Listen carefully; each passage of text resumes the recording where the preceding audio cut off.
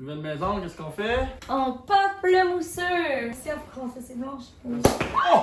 Oh! Seigneur Jésus! C'était zéro sécuritaire, Gabi. Ah, enfin, cette vidéo, première vidéo où j'ai aucun script, je pense. À notre nouvelle maison, mon amour. Santé. C'est mid aujourd'hui, hein? Tu dis ça parce qu'on a les cheveux bouclés les deux. Voilà, c'est ça qu'on fait quand c'est mid. On boucle. sort les bouclettes. Ben écoutez, premièrement, moi je suis un peu désolée d'avoir pris autant de temps avant de faire cette vidéo et tu sais, j'ai été super discrète sur Instagram par rapport à la maison. Je sais que vous êtes beaucoup à être impatients parce que surtout que ça fait des mois que je vous parle de où on va déménager. Je parle même pas de maison, en tout cas je laisse des indices ici et là. Puis ben là finalement on va pouvoir vous en parler officiellement. Donc on a déménagé à Chambly. Et ben Gabi, toi t'es née à Chambly? Je suis né à Chambly en 89. Oui, donc dans le fond Chambly En 89, c'était un champ dans le temps. Sur la rue de mon ancêtre. Dans le fond, moi j'ai grandi à Ville-Saint-Laurent, tu sais, qui est comme dans le nord de Montréal, mais quand même de type banlieusard. Donc je voulais aussi quand même retrouver ça. Puis ce qui est drôle, c'est que la rue où j'ai habité pendant 13 ans en tant qu'enfant, c'est le même nom que la rue où on a déménagé, où je vais probablement élever mes enfants. Mais pour ceux qui connaissent pas la Rive-Sud, dans le fond, Chambly, c'est à peu près à une demi-heure de Montréal. 22 km. 22 km de Montréal, t'as la rivière Richelieu. Quelle sortie? 22. Ouais. Bon, bref, tout ça pour dire que moi j'avais envie d'une cour. J'avais très en fait, c'est mon plus grand rêve d'avoir une cour bucolique ou jardiner. Là, il va falloir dire des choses. C'est le fait d'être drôle, mais il va falloir dire des choses. Parce que sinon, ça finira pas. Guide-moi, j'ai pas de script! Donc, dans le fond, moi, je voulais absolument avoir un jardin et c'était pas possible d'avoir ça à Montréal, tu sais. On n'avait pas les sous pour acheter même un bas duplex avec une petite cour, tu sais. Au début, on voulait peut-être aller à Longueuil, dans le vieux Longueuil, mais bon, vous savez qu'en ce moment, l'assurance chère, les prix immobiliers, c'est assez cher. Puis c'est ça, Chambly, ça faisait quand même 3 ans que j'y allais souvent pour voir les parents de Gabriel qui y sont toujours. Et j'haïssais pas ça. Et à un moment donné, en faisant quelques offres d'achat, tu sais, dans Longueuil, puis on voyait qu'il y en avait 16 à la fois, je commençais à penser, faire comme, hey, nous, veux pas, on venait à Chambly en transport en commun quand on venait voir ses parents, puis ça se faisait vraiment bien. Puis je commençais à remarquer qu'il y avait des pistes cyclables, que c'était très familial, qu'il y avait des belles petite maison, puis que le vieux Chambly était très bucolique. Fait que là, j'ai fait, hey Gabi, ça te tente-tu qu'on visite des maisons à Chambly? Et J'ai fait cette face-là, quoi. Oui, il était surpris parce que lui, C'est pas moi qui ai proposé, c'est elle. Donc, la Montréalaise pure.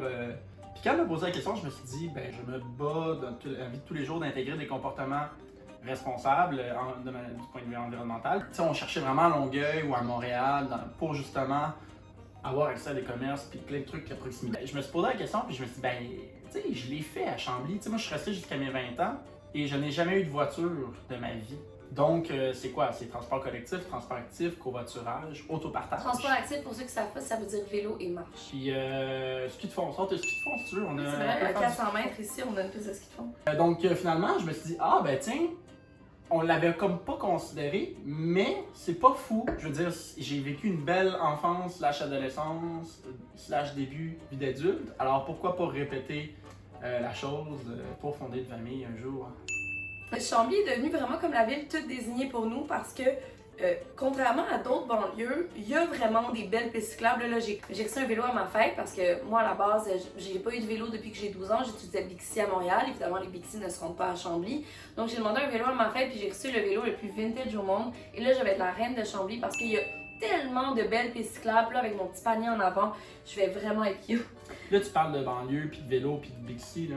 Mais il y a des gros projets de vélo urbain en banlieue qui s'en viennent, peut-être même à Chambly. Ah ouais? Ça veut dire quoi le vélo urbain maintenant? Des vélos urbains électriques, un petit peu comme Bixi. Donc des stations? Ah ouais? Ouais.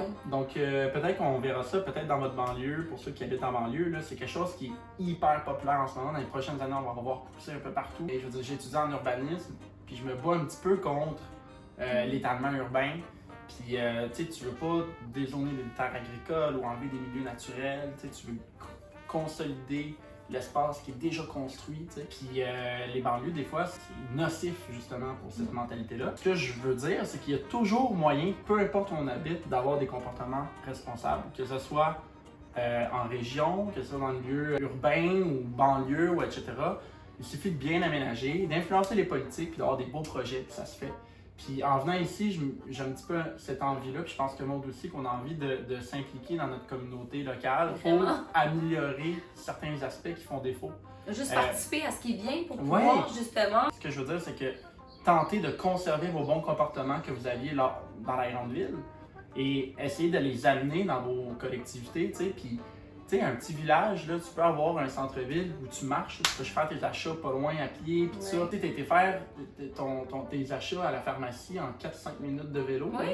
Pour des achats à la pharmacie ou des fois à l'épicerie, des fois on peut prendre le vélo en 5 minutes et c'est très bien. On n'est pas obligé de prendre la voiture pour tous nos déplacements. Ouais, mais là, il faut dire parce que là, je veux dire, on n'est pas non plus sans voiture en ce moment. On a accès à une voiture, c'est pas la nôtre, c'est la voiture du père de Gabriel qui nous a comme prêté à long terme, là. Ça fait déjà comme depuis pas mal, le début de la pandémie qu'on l'utilise.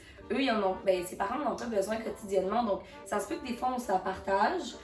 Puis éventuellement, on va sûrement en acheter une électrique. D'ici à ce qu'on ait les sous, on est quand même super chanceux d'avoir accès à cette voiture-là. Mais moi, je vais essayer de me faire comme un tableau. Quand prendre la voiture et quand ne pas prendre la voiture. Genre, est-ce que l'endroit où je vais est accessible en vélo ou en transport en commun? Oui. Est-ce que j'ai des trucs lourds à transporter? Oui ou non? Puis là, après ça, c'est comme un... La température. Oui, c'est ça. Est-ce que je peux actuellement? Y a-tu trop de pluie? Est-ce qu'il y a de la neige? Blabla. Est-ce que ça me rallonge de 2,5 fois plus de temps à me rendre là en transport en commun? T'sais. Je vais essayer de me faire les paramètres, puis au pire, je partagerai même ma petite fiche personnelle pour vous si vous habitez en banlieue ou à Montréal et que vous avez accès autant à la voiture qu'au transport en commun. Mais c'est pas parce qu'on a accès à une automobile qu'on doit en être dépendant. Un de mes rêves, je pense que toi aussi, Gabriel, ça te traitait dans la tête, c'est d'avoir un grand terrain avec une belle maison canadienne victorienne, puis plein d'enfants qui courent autour, un terrain de 60 000 pieds carrés au bord de la rivière Richelieu, loin en campagne. C'est sûr que c'est tentant.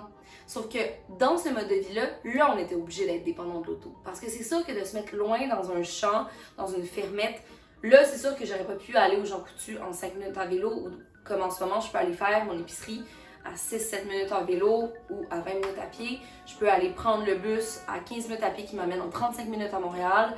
Oui, on a un plus petit terrain, on est en banlieue et non pas en campagne. Puis il y a des gens qui vont vraiment juger la banlieue, qui vont faire « Ah, moi, c'est la ville ou la campagne. Entre les deux, c'est n'importe quoi. » Oui, mais entre les deux, tu peux vraiment... Bon, là, on a une piscine, premièrement. On a quand même beaucoup d'espace pour faire un jardin. On va avoir de l'espace même peut-être pour faire une serre dans la cour. Mais on prend pas non plus trop d'espace. Tu sais, on va essayer de l'optimiser. Puis que ce soit pour faire pousser de la bouffe le plus possible, cet espace-là. Puis je pense que c'est une façon d'habiter en banlieue qui est écologique, c'est d'utiliser ta cour pour faire pousser de la bouffe, puis d'utiliser les transports accessibles, les transports en commun qui sont à ta disposition. Oui, parce qu'il faut dire à Chambly, les transports collectifs sont gratuits pour les résidents. À l'intérieur de Chambly. De ce côté-là, ça c'est réglé. Côté, après ça, terrain, c'est sûr que c'est mieux si tu partages un bloc comme en ville ou etc. Mais... Ouais, le plus écolo possible, c'est d'être dans le plus petit possible, tu sais. Mais tu sais, moi, un truc que j'aime pas, c'est quand on fait culpabiliser, mettons, les personnes qui habitent en dehors des grands centres urbains, là, qui habitent en dehors de Montréal, Québec ou d'autres grandes villes au Québec, on habite le territoire de manière différente, puis c'est correct comme ça. Ce qu'il faut comprendre, c'est qu'on peut pas tous l'habiter de la même manière. T'sais. Habiter en ville, c'est pas pour tout le monde. Habiter en campagne, c'est pas tout le monde qui peut le faire non plus. C'est pas pour tout le monde non plus. La banlieue, ça prend un équilibre, puis il faut surtout conserver nos espaces qui n'ont pas encore été développés. Donc, il y a plein de villes là, qui veulent dézoner des terres agricoles pour faire du développement résidentiel. Donc, enlever des terres agricoles pour mettre des maisons. Ouais, des condos. Alors qu'ils ont déjà de l'espace sur leur terrain qu'ils peuvent utiliser pour le faire. Donc, puis ils pourraient utiliser ce développement-là à l'intérieur du territoire qu'ils ont déjà pour mettre plein de commerces de proximité, genre pharmacie, épicerie, quincaillerie, petits restaurants, petits cafés, etc. pour rendre leur coin vivant, dynamique, puis que les gens aient envie de marcher pour y aller, puis ça va comme revitaliser un petit peu les cœurs villageois. Donc, il y a plein de choses qui peuvent être faites partout au Québec, peu importe, tu habites dans une petite ville, une grande ville, une banlieue, etc. Il suffit que les habitants et la volonté politique aillent dans le même sens. Si tout le monde se met à marcher ou à faire du vélo, ben ils vont faire des aménagements pour les citoyens. Ils vont les améliorer en tout cas. Bon là, on parle de l'emplacement, tout ça, puis la maison, on avait quand même quelques critères. T'sais. Nous, on aimerait ça élever nos enfants ici. Du moins, on aimerait ça rester au moins 10, 12, 15 ans ici, si possible. Donc, on avait... Tu sais, c'est chiant déménager, puis on voulait pas comme commencer par une toute petite maison avec comme 2 chambres à coucher. Déjà, comme moi je travaille de la maison, Gabriel il travaille quand même de la maison depuis la pandémie, puis ça risque de continuer. Fait que, tu sais, tant qu'il y a déménagé une grosse fois, on se dit on va le déménager une fois. Fait que je voulais au moins 3 chambres à coucher sur le même étage. Puis je voulais comme une cuisine fonctionnelle, on n'est pas très manuel, tu sais. On avait quand même quelques critères, puis je voulais une devanture qui me plaise, qui fasse un peu victorien ou comme canadien avec une galerie. Donc, tu sais, vous avez vu, bon, sur Instagram, probablement la photo, vous voyez un peu la galerie. C'est ça à l'intérieur. Ça, on va vous montrer furtivement. Présentement, on est dans la véranda. On est vraiment chanceux. Tu sais, c'est pas une grande maison, là. Tu sais, on voulait pas une immense maison. De toute façon, c'est tellement d'entretien de maison que si elle est petite, et on n'est pas non plus très minimaliste, on est, je pense, bien notre. Ben, on essaie de l'être. Ben, mettons qu'on se compare, on se console. Je pense qu'on a jeté moins d'un gros sac poubelle Ouais, pour ouais. notre déménagement. Là. Je pense que c'est vraiment bon. Tu sais, puis je compare à d'autres personnes que j'ai vues, il y avait comme une dizaine de sacs de poubelle en avant de la maison. Tu sais, quand tu sais que tu vas déménager, là, un mois d'avance, là, juste les vêtements, tous les trucs que tu n'utilises pas, c'est le temps de faire le ménage, c'est le temps de les donner. La vidéo de désencombrement ici. Oui, ici. Tout. Il y a le déménagement qui est important. Il y a le lieu que vous choisissez. Le déménagement, c'est déjà polluant à la base, fait que si on peut ne pas déménager dans les 12-15 prochaines années, tant mieux aussi. Donc, pour revenir à la maison, présentement, on est dans la véranda, donc on est quand même chanceux, on a une véranda. Tu sais, c'est pas une grande maison, donc on n'a pas vraiment d'espace salon au rez-de-chaussée, donc ici, ça va être un peu notre espace salon.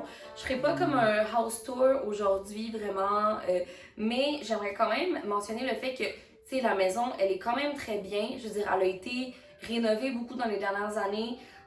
Avec goût, dans le sens où on en a visité là, des maisons là, avec de la moquette partout, là, puis des murs vert flash, là, puis des salles de bain pas possibles. Dedans, que... Ah oui, puis on est chanceux ici, là, dans le sens où c'est quand même au goût du jour. La cuisine, je l'aime beaucoup. On veut juste faire quelques petits changements parce que pour moi, tant qu'à aller en banlieue, tant qu'à aller loin, j'aimerais ça que ma maison soit quand même parfaite. Là, t'sais. Quand tu es en appartement à Montréal, tu laisses faire certaines choses, mais là, en étant à Chambly, c'est sûr que je vais passer beaucoup plus de temps à l'intérieur de ma maison. Je vais créer énormément de contenu dans cette maison-là. J'aimerais ça que ce contenu-là soit visuellement à notre image, même si je suis pas du tout une influenceuse de visuel.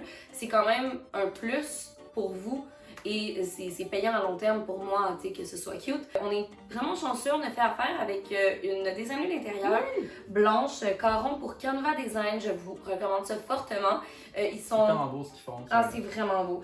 Ben là, je vais montrer des images de la cuisine. Actuellement, la cuisine, c'est des super belles armoires. Mais moi, le comptoir noir avec ce motif-là, moi, c'est pas mon style. Gabriel, je dis moi parce que c'est vraiment plus moi qui a choisi, qui a pris les décisions. Gabriel est d'accord, évidemment, mais je pense pas que lui, comme tout de suite, il a fait « Ah non, ça c'est non ». Je pense que... Non, mais je suis plus dans le fonctionnel, puis Maud est plus dans le... En fait... On est un cliché de couple hétérosexuel. Tout ça pour dire que, donc, dans le fond, eux, les anciens propriétaires, comment ils faisaient, c'est qu'ils avaient mis vraiment la table au milieu de la cuisine, comme vous voyez en ce moment. Puis ça se fait vraiment bien. Mais pour moi, une table en plein milieu de la cuisine, ça me rappelle trop appartement montréalais. Donc, on a demandé à Blanche si c'était possible de mettre en fait, moi, j'avais vraiment toutes mes idées, puis Blanche, elle les a vraiment mises sur papier, puis elle nous a dit si c'était fonctionnel ou pas. La table va être dans où eux, ils mettaient leur salon, puis on va faire une banquette. On est encore en train de voir comment on va la faire, puis on va mettre comme un petit espace lecture en avant près des bay windows, parce que le matin, le soleil vient. Puis c'est ça, l'espace salon, il va être dans le solarium, mais on pourra pas vraiment aller dans le solarium en bas de moins 10 degrés. Donc, on va bien aménager le sous-sol, mais bon, ça, on y reviendra peut-être à l'automne. Mais pour revenir à la cuisine, donc là, on a monté un îlot Ikea. Tu sais, on va vraiment essayer le plus possible, puis déjà, c'est déjà fait là, dans nos achats.